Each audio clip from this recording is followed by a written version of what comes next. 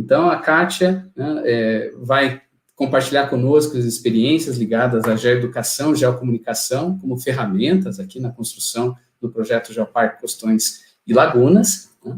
A professora Kátia, né, amiga de longa data, né, ela é conhecida de praticamente toda a comunidade aqui, né, mas vamos apresentá-la. Né, ela possui graduação em Geologia e doutorado pela Universidade Federal do Rio de Janeiro. Desde maio de 2011 é professora no Instituto de Geociências, Departamento de Geologia da Federal do Rio de Janeiro, ministrando aulas tanto na graduação quanto na pós-graduação de Geologia no Museu Nacional. Ela tem experiência nas áreas de Geologia Ambiental, Hidrogeologia, Geoconservação e Popularização da Ciência. Por 29 anos, atuou no Serviço Geológico do Estado do Rio de Janeiro, DRM, onde coordenou aquele que é, né, um modelo nacional, que é o Projeto Caminhos Geológicos, desde seu lançamento em 2000 até 2011. Ela faz parte da coordenação do projeto Caminhos de Darwin e é coordenadora científica da proposta do Geoparque Costões e Lagunas do Rio de Janeiro. Atualmente, é diretora também de uma joia da Geodiversidade Nacional, que é o Museu da Geodiversidade, e lidera o grupo de pesquisa do CNPq, Geodiversidade e Memória da Terra. Em 2014, claro, né, com grande, né, merecimento, ela recebeu o Prêmio Monteiro Lobato da nossa sociedade, né, da SPG, pelo seu trabalho na popularização da geologia. Então, Kátia, por favor, a palavra é sua. Obrigada, Gilson. Bom dia a todas e a todos. É com grande satisfação que nós, do projeto Geoparque Costões e Lagunas do Rio de Janeiro, apresentamos um pouco do nosso projeto em termos das ferramentas que a gente usa para a construção desse projeto, que é a geoeducação e a geocomunicação. Aqui embaixo estão os nossos membros da equipe que têm trabalhado muito duro nesse período de pandemia, ou seja, aqueles que têm trabalhado nas nossas redes sociais. Primeiro, eu gostaria de colocar esses conceitos importantes. O que a gente chama de geoeducação e o que a gente chama de geocomunicação? Geoeducação são aquelas ações dirigidas à rede de ensino, em qualquer nível. E geocomunicação, aquelas dirigidas ao público em geral, que ainda é mais abrangente do que aquelas ações de geoturismo, que é super importante dentro do viés da sustentabilidade econômica, que deve acompanhar todo o geoparque. Um exemplo disso aí, por exemplo, é a Rádio Mar Aberta FM, lá da nossa região, que divulga todos os nossos eventos e todas as nossas ações. Então, isso é geocomunicação, mas às vezes é difícil separar o que é geocomunicação e geoeducação. E vocês vão ver isso porque durante a nossa apresentação vai ter uma hora em que vai ser as duas coisas ao mesmo tempo. Então, o objetivo dessa apresentação é mostrar essas ações desenvolvidas para valorizar e divulgar nossa geodiversidade e patrimônio geológico e como ela se relaciona com a vida, como eles, né, a geodiversidade e o patrimônio se relacionam com a nossa vida e cultura. Porque conhecimento é poder, a gente sabe disso, né? A nossa motivação, então, é trabalhar com a educação e com a comunicação devido à situação precária que a gente tem no ensino básico do Brasil, especialmente no que se refere às geociências em geral e na geologia, então, em particular. Relembrando só um pouco, a educação é uma das 10 áreas focais de um geoparque Unesco. É um pré-requisito que todos os geoparques desenvolvam e operem atividades educacionais para todas as idades. Aí tem uma tradução livre, né, do que está lá no site, que está embaixo, e dizendo, então, que a fim de divulgar o patrimônio geológico e suas ligações com os outros aspectos do patrimônio natural, cultural e material. E aí cita crianças, adultos, aposentados, todas as pessoas envolvidas naquilo que a gente está chamando aqui de geoeducação e geocomunicação. Nós temos, então, algumas bases, algumas perguntas que a gente se faz o tempo todo. Quais as ferramentas que dispomos para trilhar os caminhos da educação e da comunicação em geociências? Essa é a primeira pergunta. E nesse momento de pandemia, mais ainda, né? E uma pergunta que é a nossa pergunta norteadora, que está sempre na nossa cabeça. Por que e para quem estamos construindo um projeto de geoparque? Então, esperamos mostrar um pouco disso para vocês. Nós somos uma área grande, de 10.900 quilômetros, com mais de 1,5 milhão de pessoas e 16 municípios. Estão os nossos 16 aí. Nosso logotipo está aí ao lado, que envolve África, Brasil e as pessoas, né, no Rio de Janeiro. Vamos desde Maricá até São Francisco de Itabapoana. Vamos da Lagoa Vermelha, com seus estromatólitos, até a Lagoa Salgada, também com estromatólitos recentes, patrimônio internacional. Nossos terrenos africanos, que vão de Maricá a Macaé e até Orogenia Búzios, a última parte a se fechar do Gondwana. A quebra do Gondwana, há uma rocha antrópica formada num canal mandado escavar por Dom Pedro II, do continente à ilha, da serra à restinga, das dunas ao manguezal, dos beach rocks aos sambaquis, do quilombo, dos pescadores, gente, isso é uma escultura, né? As marisqueiras tradicionais, de Búzios, das capitanias hereditárias aos naturalistas, muitos que passaram por aqui a gente selecionou 4, mas tem muitos outros, das Salinas ao Pré-Sal, na nossa região divide a Bacia de Campos e de Santos, as 2 maiores bacias petrolíferas do Brasil. Da Zabaiomi, da Machadinha, a tapeçaria fantástica do Espraiado. Da culinária quilombola, as frutas da restinga. Sobre as ondas e debaixo delas. Das bioconstruções, os nossos estromatólitos, as construções históricas. Essa aí tem 300 anos, jesuítica. Bom, esse nosso território, ele tem muitas possibilidades, como vocês viram, é uma área grande, está aí o nosso inventário como ele está hoje, ele é muito dinâmico, a todo momento coisas novas aparecem para a gente, inclusive nas nossas pesquisas, e aí a gente tem uma tipologia aí separada dos tipos de sítios que a gente tem. E aí eu vou só exemplificar um deles, que é o Forte São Mateus, em Cabo Frio. A gente consegue ver na foto uma rocha escura, a rocha preta, que é um ortofibolito, e um ortogneiss, que é esse cinza mais claro. Tem aí um sambaqui com 3 níveis, de 2.200 a 5.500 anos. A duna da Boa Vista, que é uma duna sambaqui. A história do forte é de 1620. Foi tombado pelo IFAM em 1956. Ele foi criado para evitar as invasões francesas, holandesas e o contrabando para o Brasil. Essa região, a primeira história sobre ela, o primeiro relato escrito é de 1503, com Américo Vespucci passando pelo Cabo Frio, por causa da ressurgência das águas frias da nossa região. Recebe estudantes de todos os níveis. No verão, a média de visitação turística ao forte é de 1.500 pessoas por dia. E para geoturismo, a gente tem um painel dos caminhos geológicos aí inaugurado em 2003. Então, é um exemplo de um sítio científico, cultural e turístico. Bom, nesse território, a gente tem 276 sítios já mapeados e mais 20 em avaliação. Deles, 154 são naturais, 10 deles são mistos, ou seja, natural, e tem alguma importância construída associada, 122 construídos, sendo que desses naturais, 60 estão em unidade de conservação. Que nós temos 54 unidades de conservação mapeadas, 3 áreas naturais tombadas e parte da reserva da biosfera Unesco aí também. Do nosso território, que é grande, 20% correspondem a áreas de unidade de conservação e de lagoas e lagunas, 15% e 5%, respectivamente. Também trabalhamos com propostas de inventário, de metodológica, trabalhamos com a parte mais básica científica. E essa daí é uma proposta de inventário que foi de sítios geomorfológicos, que foi feita com base no nosso território, né? Feito pelo doutorado Daniel Santos. Bom, então vamos lá ao que nos interessa aqui, o que nos trouxe a esse evento maravilhoso. A geoeducação e a geocomunicação. Aqui embaixo, esses 3 últimos itens que se repetem é porque são aqueles que se misturam, como eu falei lá na frente. Então, vou mostrar um pouquinho de cada um deles para a gente ver o que nós estamos fazendo no nosso projeto de Geoparque. O primeiro deles é o curso de capacitação para os professores. Aqui tem a professora Cícera Almeida, lá da FRJ, no primeiro módulo do curso, que é o módulo teórico, com professores da região de Cabo Frio. Eu escolhi as fotos aqui só desse evento, mas a gente já atendeu mais de 200 de professores, na verdade, quase 300 professores.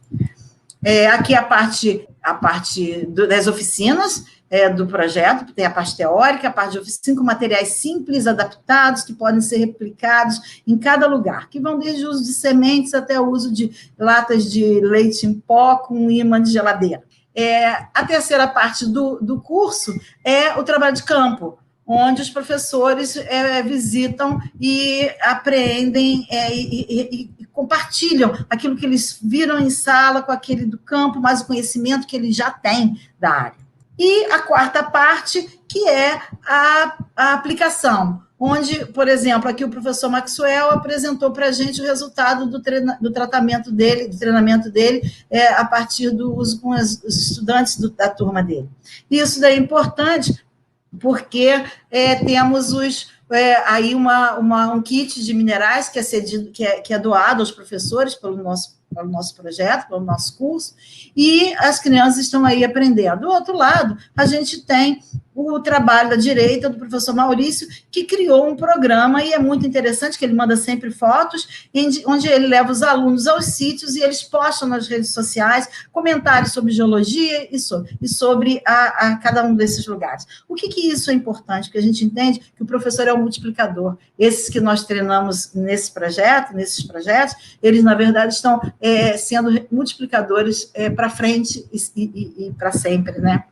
A nossa metodologia está publicada no nosso site. É possível baixar o artigo do Vitor Nascimento, que faz o doutorado com esse tema, e aí umas fotos que estão no nosso site também, nosso website, de atividades de campo e de laboratório, de oficina com as crianças. E nos dá muito orgulho dizer que ano passado nós ganhamos o prêmio, fomos um dos vencedores do prêmio Paulo Freire, da Assembleia Legislativa do Estado, por conta desse projeto. Isso nos dá muita alegria. O outro aspecto de educação que a gente trabalha é com secretarias de educação. Esse aí é um exemplo de muito sucesso com a Secretaria de Educação de Búzios, onde os alunos das escolas participaram da coleta de areia, de rocha, de solo, de água, e tudo isso exposto na casa que a gente chama de Espaço da Geodiversidade. O que é interessante é que quem coordena e organiza o espaço e recebe são alunos dos Jovens Talentos para a Ciência, que nós somos coordenadores, junto com os professores de lá. E isso é muito interessante, porque esses alunos recebem bolsa, ao mesmo tempo que eles multiplicam o conhecimento sobre o geoparque, sobre a geodiversidade. Nosso terceiro exemplo, estão aqui os nossos conhecidos superferas, super-heróis geológicos, nossos mascotes, desenvolvidos pela professora Gisele Vasconcelos, né? Estão aqui os livrinhos, e aqui algumas coisas que a gente que estão presentes nesse livro. Por exemplo, brincadeiras dos superferas. Do lado esquerdo, a gente vê litosfera com hidrosfera brincando de ciclo das rochas. Ela está destruindo aí um pouquinho de litos. Do outro lado, a brincadeira de ciclo das águas de hidros com atmosfera. Então, são atmosfera, hidrosfera, litosfera, pirosfera e hipólito, o estromatólito, que são os nossos mascotes. E aí, essa aqui é uma novidade que a gente trouxe para vocês, é o nosso mais novo produto, que está quase pronto, que é um caderno de atividades brincando e aprendendo com os superferas do Geoparque Costões e Lagunas, onde a gente inclui um dos temas que são os Objetivos do Desenvolvimento Sustentável, onde nas brincadeiras as crianças podem incorporar esse conhecimento. Aqui, por exemplo, tapiros, que se forma a partir de vulcanismo, no nosso caso aí, na quebra do Gondwana, quando cinzas e vapores e gases, né, provenientes de vulcões podem produzir mudanças, alterações climáticas. E aí as crianças são chamadas a vir aqui embaixo e colocar o ODS respectivo, além de brincar de labirinto, obviamente, colocar o ODS respectivo aí, às vezes tem mais de um, tem, por exemplo, de solo, com a minhoquinha, enfim, tem um monte. Esse daí é a nossa novidade, que são os superferas brincando de Objetivos de Desenvolvimento Sustentável nos geossítios do Geoparque, onde eles vivem. Por exemplo, Atmos vivem nas dunas, Hipólito, Estromatólito vive nas nossas lagunas hipersalinas, e, enfim, é uma brincadeira só. Nos painéis interpretativos, o Gilson já falou dos caminhos geológicos, nós temos 32 painéis dos caminhos geológicos, todos eles estão disponíveis para download no nosso site, e 9 do projeto Caminhos de Darwin também disponíveis no nosso website. Aqui tem um deles, é o de Guaba Grande, sobre a África. Aqui nós temos os painéis que nós temos feitos no projeto de turismo étnico, 2 painéis para o Quilombo da Baía Formosa, e um para o quilombo da Machadinha, em Quissamã, Baía Formosa, em Búzios, entre Búzios e Cabo Frio, Machadinha, em Quissamã. Para ecoturismo, esse painel foi feito para a RPPN Bom Retiro, na parceria com essa unidade de conservação, e foi inaugurado durante um geodia, vocês veem aí.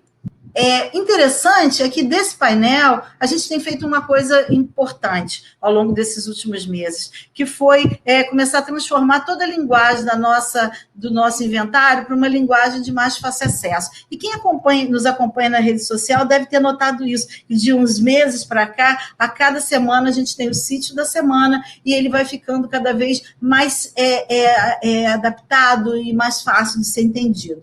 E essa semana nós postamos da nascente do quilombo da Baía Formosa. E esse geossítio. E o que aconteceu? Que coisa mais interessante. No dia seguinte, um guia de turismo da região diz que quer montar grupos para levar lá, e imediatamente a gente vai e repassa o contato do quilombo de maneira a criar e ampliar esse uso turístico e étnico e cultural, né, e ambiental dentro do nosso território.